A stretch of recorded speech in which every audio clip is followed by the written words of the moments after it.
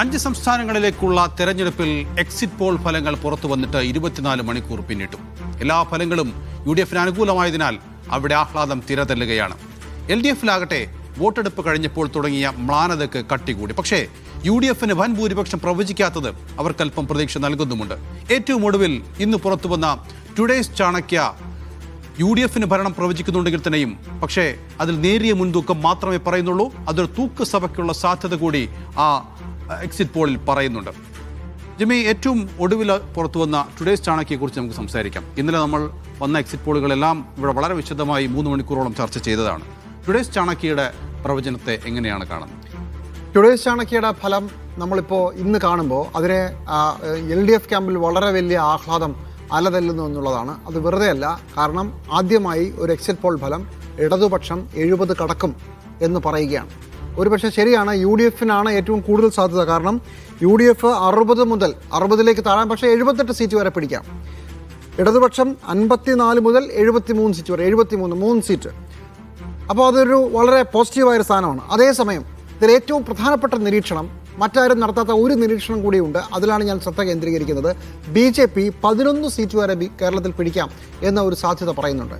3 സീറ്റാണ് ഏറ്റവും കുറഞ്ഞത്, ചുരുങ്ങിയത് 3 സീറ്റ് എന്നുള്ളത് ഒരു പ്രധാനപ്പെട്ട കാര്യമായി പറയുന്നു.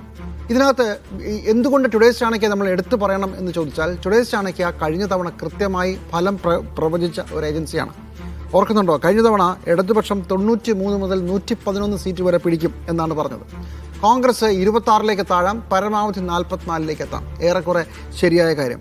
അന്ന് BJPക്ക് എത്ര സീറ്റാണെന്നാണല്ലോ പറഞ്ഞത്? മാക്സിമം 6, പക്ഷേ ഏറ്റവും കുറവ് 0 ആണെന്നാണ് പറഞ്ഞത്. അപ്പോൾ അത് ശരിയായി.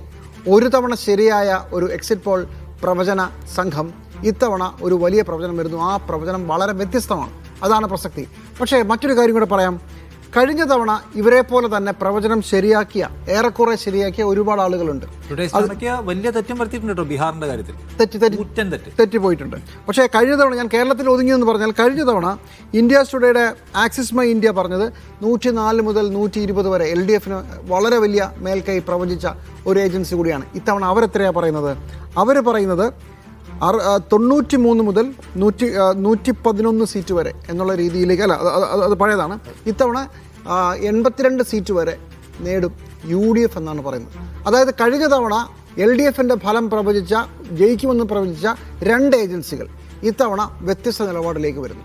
ഒരു കൂട്ടർ പറയുന്നു UDF ജയിക്കുമെന്ന്, മറ്റൊരു കൂട്ടർ പറയുന്നു LDF ജയിക്കുമെന്ന്. അപ്പോൾ ഇത് കറക്കിക്കുത്താൻ പറ്റില്ല. പോൾ ഓഫ് പോൾസ് എന്ന് പറഞ്ഞ ഒരു തമാശയാണ്. ഇതിൻ്റെ ആവറേജ് എടുത്താൽ ചിലപ്പം UDF വരുമായിരിക്കും, അതല്ലല്ലോ കാര്യം. പക്ഷേ നമുക്കറിയാവുന്ന ചില പാരാമീറ്റേഴ്സ് എടുത്ത് നോക്കാം. BJP 11 സീറ്റിന് സാധ്യതയുണ്ടോ? No way. 3 സീറ്റിനാണ് സാധ്യത എന്ന് ഞാൻ കരുതുന്നു. പരമാവധി 3 സീറ്റ്. അത് നമുക്കറിയാവുന്നതുപോലെ നിയമവും അതുപോലെ തന്നെ കഴക്കൂട്ടവും ഉണ്ട്. ഒരു പക്ഷേ വടക്കൻ കേരളത്തിൽ നിന്നൊരു സീറ്റ് അവർക്ക് കിട്ടിയേക്കാം പരമാവധി. അതിനപ്പുറത്തേക്ക് പോകാനുള്ള യാതൊരു സാധ്യതയും ഞാൻ കാണുന്നില്ല. അങ്ങനെയാണെങ്കിൽ, ഏറ്റവും കുറവ് 3 ആണെങ്കിൽ, അത് ആരുടെ സാധ്യതയിലാണ് മന്ദീഭവിക്കുക എന്ന് ചോദിച്ചാൽ അത് ഇടതുപക്ഷത്തിൻ്റെ സാധ്യതയാണ്. അപ്പോൾ ഞാൻ കാണുന്നത് ഇതിനകത്ത് LDFും UDFും ജയിക്കാൻ സാധ്യതയുണ്ടെങ്കിലും 78 സീറ്റ് വരെ UDF നേടാം എന്നുള്ളത് ഒരു പക്ഷേ ശരിയാകാനുള്ള സാധ്യത BJPയുടെ ഇത് വെച്ച് ഉണ്ട്. എങ്കിൽ പോലും അതല്ല ഇന്നത്തെ വാർത്ത. ഒരു എക്സിറ്റ് പോൾ ഫലം ആദ്യമായി LDFന് വേണമെങ്കിൽ LDFന് അധികാരത്തിലെത്താം എന്ന് പറഞ്ഞിരിക്കുന്നു എന്നുള്ളതാണ്. അതുതന്നെയാണ് പ്രധാനപ്പെട്ടത്. 7 ഏജൻസികൾ LDFന് UDFന് മാത്രം വിജയം പ്രവചിച്ചെടുത്ത് ഒരു ഏജൻസി 2 കൂട്ടർക്കും പ്രവചിക്കുന്നു. 2 കൂട്ടരും വരാമെന്നുള്ളത് ഒരു പക്ഷേ തൂക്കും വരാമെന്ന് പറയുന്നു. അപ്പോൾ അങ്ങനെ തള്ളിക്കളയേണ്ട കഴിഞ്ഞ തവണത്തെ ട്രാക്ക് റെക്കോർഡ് വെച്ച്. പക്ഷേ ഒരു രസകരമായ ക്ലിഫ് ഹാങ്ങറിലേക്ക് തെരഞ്ഞെടുപ്പ് ദിവസം ആരും ജയിക്കാമെന്നൊരു ഉദ്വേഗത്തിലേക്ക് കാര്യങ്ങൾ എത്തിക്കുന്നു എന്ന് മാത്രമേ ഉള്ളൂ. പക്ഷേ 11 സീറ്റ് കുറച്ച് അതിമോഹമാണ്. അതിൻ്റെ പകുതി പോലും അതിമോഹമാണെന്ന് ഞാൻ പറയുള്ളൂ. അത് വെച്ച് ഞാൻ ഈ സർവേക്ക് അത്ര വലിയ മാർക്ക് കൊടുക്കില്ല. നിഷാദ്, ഈ പറയുന്ന എക്സിറ്റ് പോളുകളൊക്കെ വരുമ്പോഴും അതിന് മുമ്പ് UDF ഇത്രത്തോളം സീറ്റുകൾ നേടുമെന്ന് പറയുമ്പോഴുമൊക്കെ അതിന് പ്രധാന കാരണമായി പറഞ്ഞിരുന്നത് ന്യൂനപക്ഷ ഏകീകരണമാണ്. പക്ഷേ നമുക്കൊരു പക്ഷേ വേണമെങ്കിൽ ഒരു ഭൂരിപക്ഷ ഏകീകരണം സംഭവിച്ചിട്ടുണ്ടായിരിക്കാം എന്നുകൂടി വ്യാഖ്യാനിക്കാമല്ലോ. ഉറപ്പായിട്ടും ഈ സർക്കാരിൻ്റെ തുടർച്ചയ്ക്ക് ഈ സർക്കാർ മുന്നോട്ട് വെച്ചിട്ടുള്ള വികസന പദ്ധതികൾ, അല്ലെങ്കിൽ മുഖ്യമന്ത്രി പിണറായി വിജയൻ്റെ സ്വീകാര്യത എന്നിവ മാത്രമായിരിക്കില്ല ഘടകം. അതുമാത്രമായിരിക്കരുത് ഘടകമെന്ന് സർക്കാർ തന്നെയും കണക്ക് കൂട്ടിയിട്ടുണ്ട്. അതുകൊണ്ടാണ് ഏറ്റവും അവസാന കാലത്ത് സർക്കാർ വെള്ളാപ്പള്ളി നടേശൻ വിഷയത്തിലടക്കം സ്വീകരിച്ച നിലപാട്, മുസ്ലിം സംഘടനകളെ പേര് ചൂണ്ടി ആക്രമിച്ചുകൊണ്ട് സർക്കാർ സൃഷ്ടിക്കാൻ ശ്രമിച്ച ഒരു പോളറൈസേഷൻ, അത് വർക്ക് ചെയ്തില്ലേ? അത് വർക്ക് ചെയ്യാനുള്ള സാധ്യതയെ നാം എന്തുകൊണ്ട് നിരാകരിക്കണം? അത് വർക്ക് ചെയ്താൽ അത് വിജയത്തിലേക്കുള്ള വഴി തുറന്നു തരുമെന്ന് സർക്കാർ പ്രതീക്ഷിച്ചിട്ടുണ്ട്. അതാണ് ഞാൻ പറയുന്നത്. ഈ സർക്കാർ ഒരു പൊന്നുകൊണ്ട് പുളിശ്ശേരി വിളമ്പിയ സർക്കാർ എന്ന നിലയ്ക്ക് ആവർത്തിക്കപ്പെടുമെന്നതിൻ്റെ സാധ്യതയേക്കാൾ ഈ സർക്കാർ കൊണ്ടുവന്നിരിക്കുന്ന സമവാക്യത്തിലെ കളികൾ ഈ സർക്കാരിൻ്റെ തുടർച്ചയ്ക്ക് ഒരുപക്ഷെ വഴി ഒരുക്കിയേക്കാം എന്ന് തന്നെയാണ് ഞാൻ വിചാരിക്കുന്നത്. ഇന്നലത്തെ സർവേ ഫലങ്ങൾ എടുക്കൂ. കഴിഞ്ഞ 10 വർഷം കേരളത്തിൽ ഭരണം പൂർത്തിയാക്കിയ ഒരു സർക്കാരിനെതിരെ ജനവിരുദ്ധ വികാരമുണ്ടെങ്കിൽ നോക്കൂ, ഇന്നലത്തെ എല്ലാ സർവേയും എടുത്ത് പരിശോധിച്ചാൽ ഏതാണ്ട് ശരാശരി 75-76 സീറ്റ് വേണം ഭരിക്കാൻ. മാക്സിമത്തിൽ പോയാൽ 75ലേക്ക് എത്താൻ കഴിയുന്ന ശരാശരിയാണ് പൊതുവായി നമുക്ക് കാണാൻ കഴിയുക. അത്ര ഉണ്ടാക്കിയാൽ മതിയോ? കഴിഞ്ഞ തദ്ദേശ തെരഞ്ഞെടുപ്പിൽ വലിയ വിജയം നേടിയ ഒരു ഒരു പ്രതിപക്ഷത്തിന് 3 മാസം കഴിഞ്ഞ് നടക്കുന്ന ഒരു നിയമസഭാ തെരഞ്ഞെടുപ്പിൽ 75 സീറ്റ് കിട്ടിയാൽ മതിയോ? പോരാ. അപ്പൊ ജനം അവരുടെ കലിയെല്ലാം ഈ പറയുന്ന തദ്ദേശ തെരഞ്ഞെടുപ്പിൽ കുത്തി അങ്ങ് തീർത്തു. അതിനുശേഷം വീണ്ടും അജണ്ട റീസെറ്റ് ചെയ്യാൻ സർക്കാരിന് പറ്റിയെന്നല്ല ഈ തെരഞ്ഞെടുപ്പ് ഫലം ഈ പ്രവചനങ്ങൾ ചൂണ്ടിക്കാണിക്കുന്നത്. 76-75 ശരാശരി. പിന്നെ ഇന്നലെ വന്ന സി വോട്ടറിന്റെ ഫലം പരിശോധിക്കുക. പലയിടത്തും നാരോ എഡ്ജിലാണ് UDF വിജയിക്കാൻ പോകുന്നത്. നേരിയ മുൻതൂക്കം പ്രവചിക്കുന്നു. എന്ന് വെച്ചാൽ അവിടെയെല്ലാം ഏത് നിലയ്ക്കുമുള്ള മാറ്റത്തിന്റെ സാധ്യതയുണ്ട് എന്ന് നമ്മൾ കാണുകയാണ്. പിന്നെ ഈ പറയുന്ന വോട്ടിംഗ് ശതമാനം എടുത്തു മാറ്റി വെച്ചിട്ട് ഓരോ വോട്ടിംഗ് ശതമാനത്തിന്റെ അടിസ്ഥാനത്തിൽ സീറ്റ് ഫിക്സ് ചെയ്യുമ്പോൾ ഉണ്ടാകുന്ന അശാസ്ത്രീയ പ്രശ്നവും അതിനകത്തുണ്ട്. അപ്പം ഞാൻ കാണുന്ന ഒരു സംഗതി അതായത് 10 വർഷത്തിന് ശേഷവും സർക്കാരിനെതിരെ ഇത്ര വലിയ പ്രചാരണങ്ങൾ ഉണ്ടായിട്ട് ഇത്ര വലിയ ഏകീകരണം ഉണ്ടാവും എന്നൊക്കെ പ്രതീക്ഷിച്ചിട്ടും 75ന്റെ പരിസരത്ത് മാത്രമേ സീറ്റ് ഒപ്പിക്കാൻ കഴിയുന്നുള്ളൂവെങ്കിൽ ടുഡേയ്സ് ചാണക്യ പോലെ ആക്യുറസിയുടെ കാര്യത്തിൽ പേരുകേട്ട ഒരു ഏജൻസി വന്നിട്ട് ഇവിടെ ഒരു തൂക്ക് സഭയുടെ സാധ്യതയുണ്ട് എന്ന് പ്രവചിക്കുന്നുണ്ടെങ്കിൽ ഇടതുപക്ഷ ജനാധിപത്യ മുന്നണി സർക്കാർ തുടരാനുള്ള സാധ്യതയെ നമുക്ക് തള്ളിക്കളയാൻ കഴിയില്ല എന്നാണ് ഞാൻ പറയുക.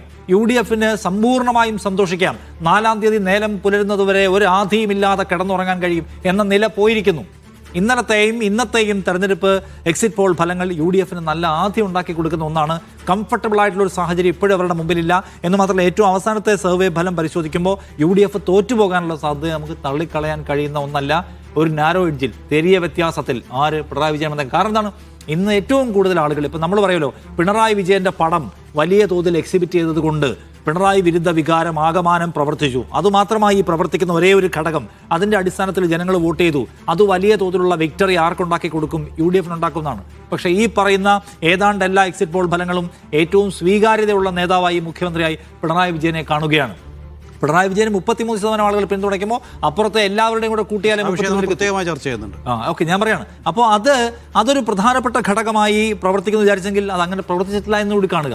ഒരു പ്രധാനപ്പെട്ട കാര്യത്തിനകത്തുള്ളത് ഈ പറഞ്ഞ തദ്ദേശ തെരഞ്ഞെടുപ്പിന് ശേഷം വരുന്ന നിയമസഭാ തെരഞ്ഞെടുപ്പിന്റെ ഇതുവരെയുള്ള ചരിത്രം നോക്കിയാൽ കാര്യങ്ങൾ ഇങ്ങനെ തന്നെ വരും. കാരണം ഇടതുപക്ഷം തകർന്നു പോയ സമയങ്ങളിൽ പോലും വിജയിച്ച സമയങ്ങളിലും എത്ര വോട്ട് ശതമാനമാണ് അവർ നേടിയത്?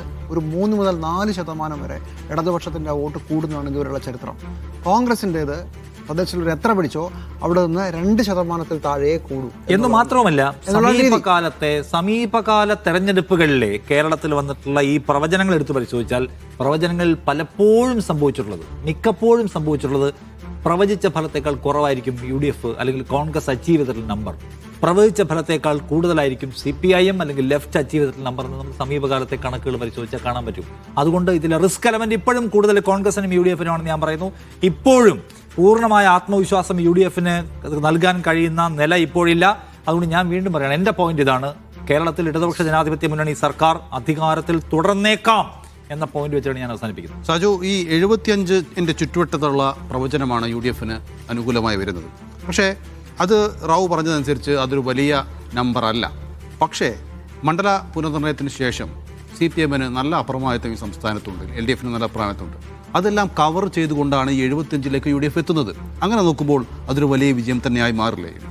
നമ്മൾ 2008 മണ്ഡല പുനർനിർണയം നടക്കുന്നത്. അപ്പോൾ ഈ പറഞ്ഞതുപോലെ തന്നെ അതിനുശേഷമുള്ള തെരഞ്ഞെടുപ്പിൽ UDF കയറിയത് വലിയ ആധിപത്യം നേടിക്കൊണ്ടല്ല. UDF കഷ്ടിച്ച് കടന്നുകൂടിയാണ് ആ തെരഞ്ഞെടുപ്പിൽ തൊട്ടടുത്ത തെരഞ്ഞെടുപ്പിൽ സംഭവിച്ചിട്ടുള്ളത്. അതായത് ഈ മണ്ഡല പുനർനിർണയത്തിന് ശേഷം നമ്മൾ എല്ലാ കാലത്തും പറയുന്ന പോലെ ഫിക്സഡായി ജയിക്കാൻ കഴിയുന്ന മണ്ഡലങ്ങൾ LDFന്റെ പക്കലുണ്ട്. പക്ഷേ അതിലും വലിയ ഒരു വിരുദ്ധ വികാരം ആഞ്ഞടിച്ചാൽ മാത്രമേ 85 മുകളിലേക്കൊക്കെ UDF ജയിച്ചാൽ തന്നെ അവർക്ക് കൊണ്ടുപോകാൻ കഴിയുള്ളൂ. പക്ഷേ UDFന്റെ ചങ്കിടിപ്പ് നേതാക്കൾക്കുണ്ട് എന്നതിൻ്റെ ഏറ്റവും വലിയ തെളിവാണ് അനുകൂലമായ ഇന്ന് രാത്രി ഒരു 5:45 വരെയുള്ള അവസ്ഥ എന്താണ്? അതുവരെയും പുറത്തു വന്ന എല്ലാ എക്സിറ്റ് പോളുകൾ നോക്കിക്കഴിഞ്ഞാൽ അത് UDF എങ്ങനെ പോയാലും അധികാരത്തിൽ വരും എന്നുള്ളതായിരുന്നു. പക്ഷേ ഈ തെരഞ്ഞെടുപ്പിനെ നയിച്ച പ്രതിപക്ഷ നേതാവ് ഇന്ന് പൊതുപരിപാടി ഉണ്ടായിട്ട് പോലും മാധ്യമങ്ങളോട് എക്സിറ്റ് പോളിനെ കുറിച്ച് ഒന്നും പറഞ്ഞിട്ടില്ല എന്നത് തന്നെയാണ് ഒന്നാമത്തെ UDFന്റെ ചങ്കിടിപ്പുണ്ട് എന്ന് വിശ്വസിക്കാനുള്ള പ്രധാനപ്പെട്ട കാര്യം. മറ്റൊന്ന്, ഈ വരുന്ന കേരളത്തെ സംബന്ധിച്ച എക്സിറ്റ് പോളുകൾക്കെല്ലാം ഒരു എറർ ഫാക്ടർ ഉണ്ട്. അത് മലയാളിയുടെ മനസ്സാണ്. അങ്ങനെയൊന്നും തുറക്കാത്ത മനസ്സുള്ള മലയാളിയാണ്. ഇപ്പോൾ ഒരു കാര്യം ചോദിച്ചാൽ ചെയ്തതിന് വിപരീതമായി ചോദിക്കുന്ന സർവേക്കാരനോട് പറയാൻ പോലും ശേഷിയുള്ള ആളാണ്. പക്ഷേ ഇന്നലെ വൈകിട്ട് വരെയുള്ള അവസ്ഥ, ഇന്നലെ വൈകിട്ട് പുറത്തു വന്ന എല്ലാ സർവേകളും പൊതു രാഷ്ട്രീയ സാഹചര്യത്തോടെ കേരളത്തോട് ചേർന്ന് നിൽക്കുന്നതായിരുന്നു ആ സർവേകൾ എന്നുള്ളതാണ് നൗഫൽ പ്രധാനപ്പെട്ടത്. പക്ഷേ ഇപ്പോൾ അതിൽ മാറ്റം വന്നിരിക്കുന്നത് ചാണക്യയുടെ സർവേയാണ്. ചാണക്യയുടെ സർവേയുടെ സീറ്റുകൾ നേരത്തെ ഇവിടെ പറഞ്ഞു. ഞാൻ അതിനപ്പുറത്തേക്ക് ഒന്നുകൂടി പറയാം. അവരൊരു വോട്ട് പ്രൊജക്ഷൻ കൂടി നൽകുന്നുണ്ട്. ആ വോട്ട് പ്രൊജക്ഷനിലെ വ്യത്യാസം കേവലം 2% എന്നുകൂടി കണക്കാക്കുക. അതായത് UDF 40% വോട്ട് നേടുമ്പോൾ LDFന് 38% വോട്ട് വരെയും ലഭിക്കും എന്ന് പറയുന്നുണ്ട്. അപ്പോഴും BJPയുടെ കാര്യത്തിൽ മാത്രമാണ് കേരളീയ സാഹചര്യത്തോടെ ഇതുവരെയുള്ള തെരഞ്ഞെടുപ്പുകളോട് ചേർന്ന് നിൽക്കാത്തതിനേക്കാൾ മുകളിലേക്ക് വരുന്നത്. അത് 20 മുതൽ 23% വരെ അവർ വോട്ട് ഷെയർ നേടിയെടുക്കും എന്നാണ് ടുഡേയ്സ് ചാണക്യ പറയുന്നത്. അതുകൊണ്ട് എല്ലാ തെരഞ്ഞെടുപ്പിലും ഈ എക്സിറ്റ് പോളുകൾ വരാറുണ്ട്. എക്സിറ്റ് പോളുകളൊക്കെ 1 അല്ലെങ്കിൽ 2 അതാണ് BJPക്ക് കൊടുക്കുന്ന സീറ്റുകളുടെ എണ്ണം.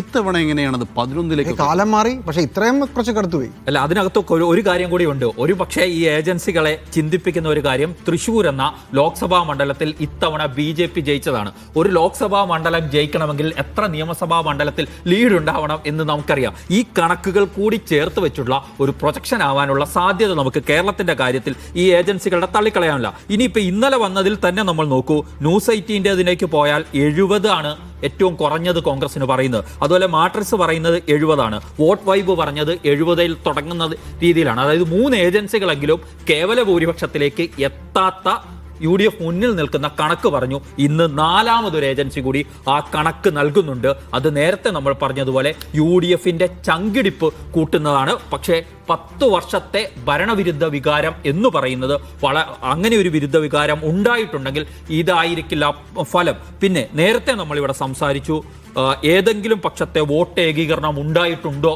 എന്നുള്ളത്. പക്ഷേ അങ്ങനെ ഒരു വോട്ട് ഏകീകരണം ഉണ്ടാവാനുള്ള സാധ്യത നമ്മൾ തള്ളിക്കളയേണ്ടതില്ല. കാരണം ഇവിടെ LDF ഒരു തീവ്ര ഹിന്ദു വോട്ടുകൾ അല്ലെങ്കിൽ മൃദു ഹിന്ദുത്വ വോട്ടുകൾ ഇത്തവണ തങ്ങളിലേക്ക് എത്തണമെന്ന ലക്ഷ്യത്തോടുകൂടി ചില പ്രചാരണങ്ങൾ നടത്തിയിട്ടുണ്ട്. ആ പ്രചാരണങ്ങൾക്കെതിരെ ഒരു പക്ഷേ ന്യൂനപക്ഷ വിഭാഗത്തിലെ മുസ്ലിം ക്രിസ്ത്യൻ വിഭാഗങ്ങൾ അതേ നാണയത്തിൽ പോയി അതിനെതിരായി വോട്ട് ചെയ്തിട്ടുണ്ടെങ്കിൽ UDF അധികാരത്തിലേക്ക് വരുന്ന രീതിയിൽ ഫലത്തിൽ വലിയ മാറ്റം ഈ ഏജൻസികൾ പറഞ്ഞതിൽ നിന്നും മുന്നോട്ട് പോകാനുള്ള സാധ്യതയും നമ്മൾ തള്ളിക്കളയാൻ പറ്റില്ല. പക്ഷേ അപ്പോഴും നമ്മൾ നോക്കേണ്ട ഒരു പ്രധാനപ്പെട്ട കാര്യം, ഈ ഏജൻസികളൊക്കെ പറഞ്ഞെടുത്ത് നിന്നും ഇത്രയൊക്കെ മുന്നോട്ട് പോകാൻ ആവശ്യമായ രാഷ്ട്രീയ സാഹചര്യങ്ങൾ ഈ തെരഞ്ഞെടുപ്പ് പ്രചരണ രംഗത്ത് വിഷയങ്ങളായി ഉയർന്നിട്ടുണ്ടോ എന്നതൊരു ചോദ്യമാണ്. ഒരു പ്രധാനപ്പെട്ട കാര്യം, ഈ ശതമാനം കണക്ക് പറയുമ്പോൾ വളരെ പ്രധാനപ്പെട്ടതാണ്. 38% LDFനും 40% UDFനും എന്ന് പറഞ്ഞാൽ BJPയുടെ വോട്ടുകൾ എവിടെ നിന്നാണ് വന്നതെന്നുള്ളതിൻ്റെ ഏറ്റവും പ്രധാനപ്പെട്ട തെളിവാണ്.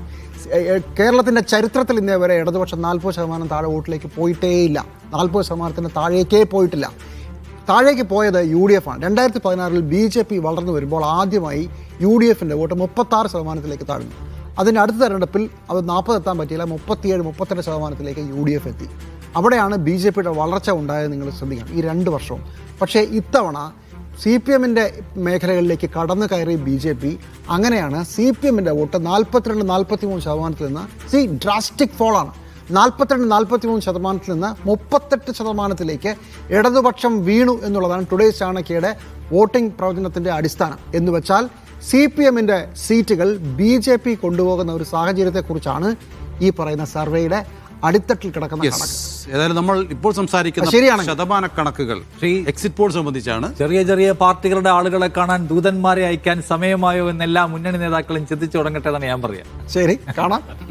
ഏതായാലും എക്സിറ്റ് പോളുകളെ കുറിച്ചാണ് നമ്മൾ സംസാരിക്കുന്നത്. അതുകൊണ്ട് തന്നെ അതിൽ അത്രത്തോളം കാര്യമൊന്നുമില്ല. നമ്മൾ ഏതായാലും ഇനി 4-ാം തീയതി റിസൾട്ട് വന്നതിന് ശേഷമാണുള്ള പോളിംഗ് പെർസെൻറ്റേജിനെ കുറിച്ചൊക്കെ വളരെ കൃത്യമായി സംസാരിക്കേണ്ടത്. പക്ഷേ ഫലം ഈ എക്സിറ്റ് പോൾ ഫലം, ഏറ്റവും ഒടുവിൽ വന്ന എക്സിറ്റ് പോൾ ഫലം അടക്കം UDFിൻ്റെ ചങ്കിടിപ്പ് കൂടി വർദ്ധിപ്പിക്കുന്നതാണെന്ന കാര്യത്തിൽ ഒരു തർക്കവുമില്ല. 4-ാം തീയതി വരെ ചങ്കുകൾ ഇടിച്ചുകൊണ്ടിരിക്കട്ടെ എന്ന് നമുക്ക് പറയാം.